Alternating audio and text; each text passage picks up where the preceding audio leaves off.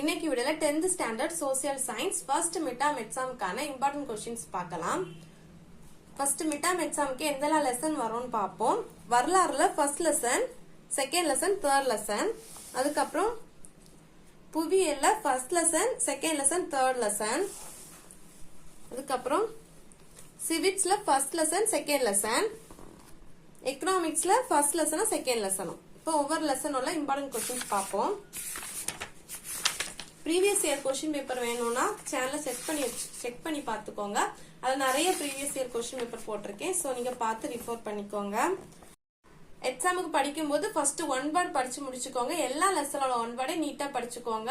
படிச்சு முடிச்சுட்டு important questions 2 mark 5 mark அதெல்லாம் படிச்சுக்கோங்க. மேப் கட்டாயம் படிச்சுக்கோங்க. இதெல்லாம் எக்ஸாமுக்கு கண்டிப்பா வரும். ஒன் வேர்ட் படிச்சாலே ஓரளவு மார்க் எடுத்துடலாம். சோ நீங்க ஒன் வேர்டை மட்டும் ஸ்கிப் பண்ணிடாதுங்க. ஓகே, இப்போ நம்ம 2 மார்க்ல 5 மார்க்ல இதெல்லாம் இம்பார்ட்டன்ட் क्वेश्चंस பார்க்கலாம். சுருக்கமாக விடையளிக்கவும். அதுல first question important question, then second one மூவர் கூட்டு நாடுகளின் பெயர்களை குறிப்பிடுக, இது இம்பார்ட்டன்ட் क्वेश्चन. அதுக்கப்புறம் 5th क्वेश्चन இம்பார்ட்டன்ட், தென் 6th क्वेश्चन இம்பார்ட்டன்ட். பின்வரும் வினாக்களுக்கு விரிவாக விடையளிக்கவும். இதுல எந்தெல்லாம் क्वेश्चन இம்பார்ட்டன்ட்னா, முதல் உலக போருக்கான முக்கிய காரணங்களை விவாதி, இந்த क्वेश्चन இம்பார்ட்டன்ட்.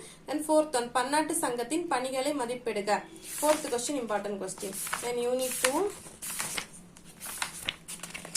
பேஜ் நம்பர் 30 எடுத்துக்கோங்க. Page number 30.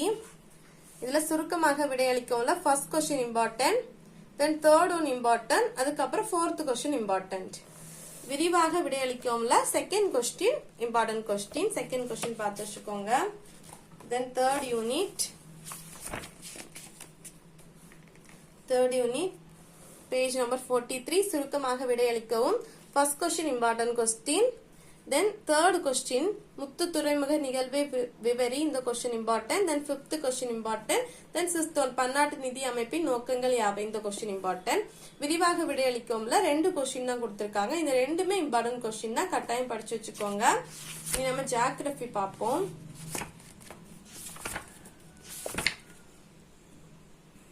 Geography first lesson page number 151 எடுத்துக்கோங்க. அதுல காரணம் கூறுக, கட்டாயம் படிங்க. காரணம் கூறுக, வேறுபடுத்துக, இந்த ரெண்டுமே கட்டாயம் கேட்பாங்க. சோ நீங்க காரணம் கூறுகையும் வேறுபடுத்துகையும் ஸ்கிப் பண்ணாங்க, கட்டாயம் படிங்க. இந்த லெசனோட 3 காரணம் கூறுக தான் கொடுத்திருக்காங்க. இந்த 3மே இம்பார்ட்டன்ட் தான். சோ இந்த 3 क्वेश्चனையும் படிச்சு வச்சுக்கோங்க.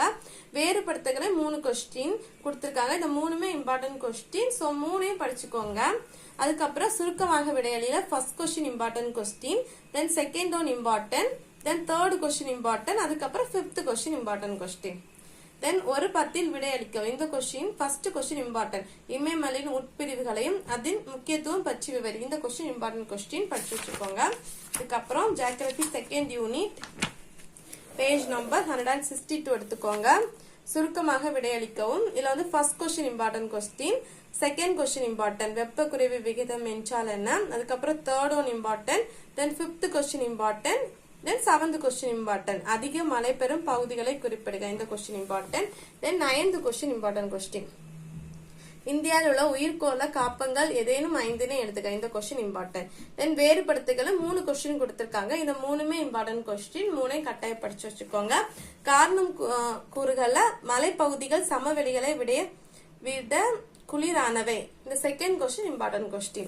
தென் விரிவாக விடையளிக்கும்ல ஃபர்ஸ்ட் क्वेश्चन தென்மேற்கு பருவக்காற்று குறித்து எழுதுக, இந்த ஃபர்ஸ்ட் क्वेश्चन இம்பார்ட்டன்ட் क्वेश्चन. அதுக்கப்புறம் அடுத்த லெசன் எடுத்துக்கோங்க. அடுத்த லெசன் பேஜ் நம்பர் 178 எடுத்துக்கோங்க. சுருக்கமாக விடையளி. ஃபர்ஸ்ட் ஒன் மண் வரையற, அந்த क्वेश्चन இம்பார்ட்டன்ட். செகண்ட் क्वेश्चन இந்தியாவில் காணப்படும் மண் வகைகளின் பெயர்களை பட்டியலிடுக. அதுக்கப்புறம் 5th क्वेश्चन இந்தியாவின் வேளாண்மை முறைகளை குறிப்பிடுக.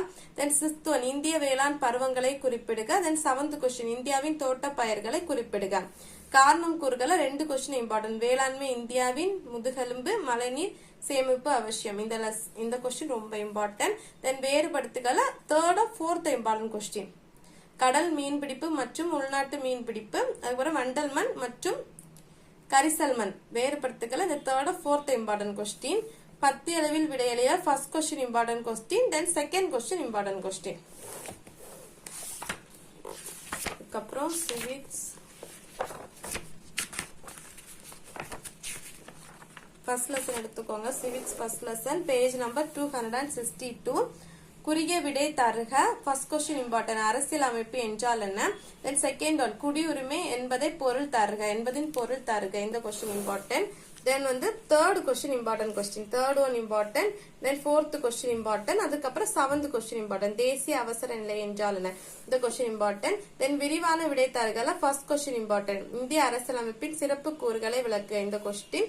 தென் தேர்ட் கொஸ்டின் அரசியலமைப்பு உட்பட்டு தீர்வு காணும் உரிமை பற்றி எழுதுக. இந்த question important. Then fourth question important question. அதுக்கப்புறம் நெக்ஸ்ட் லெசன் நடுவண் அரசு பேஜ் நம்பர் 273 எடுத்துக்கோங்க. கீழ்காணும் வினாக்களுக்கு சுருக்கமாக விடையளிக்கவும். First question important question. Then வந்து தேர்ட் கொஸ்டின் நிதி மசோதா குறித்து எழுதுக. இந்த question important. Then fifth question important உச்ச நீதிமன்ற நீதிபதி ஆவதற்கான தகுதிகள் யாவை? இந்த கொஸ்டின் இம்பார்ட்டன்ட்.